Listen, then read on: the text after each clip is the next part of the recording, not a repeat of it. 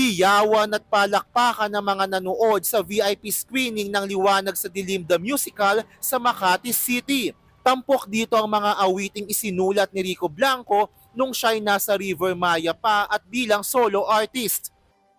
Siyempre, present sa nasabing event ang mismong OPM rock icon na namangha sa kanyang nakita.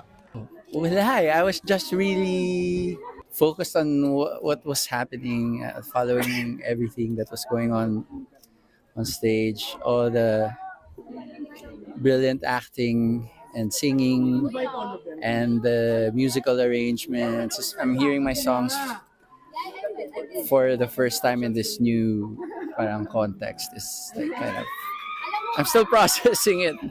Nakiusap ang produksyon na wag kunan ng ilang bahagi ng musical play dahil masisira nito ang theater experience at baka may ma-spoil, kaya curtain ko lang ating maipakikita.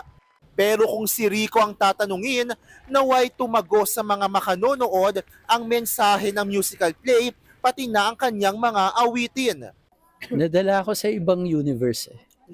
And I suppose ako personally, we all go through things in life, no?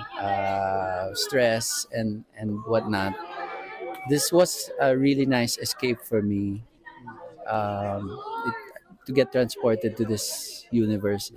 Nagpakita ng suporta kay Rico at sa show ang Mambo Curies o ang kanyang LU Squad na kinabibilangan ni Bini Maloy, ilang miyembro ng Ben and Ben, sina Blaster, Zild at iba pang artist. Super na-enjoy ko po yung play. Super na-enjoy po namin. Sana panoorin. Napapanood na ang Liwanag sa Dilim the Musical sa Carlos P. Romulo Auditorium sa RCBC Plaza, Makati City. Ako si Von Belinario para sa 1PH.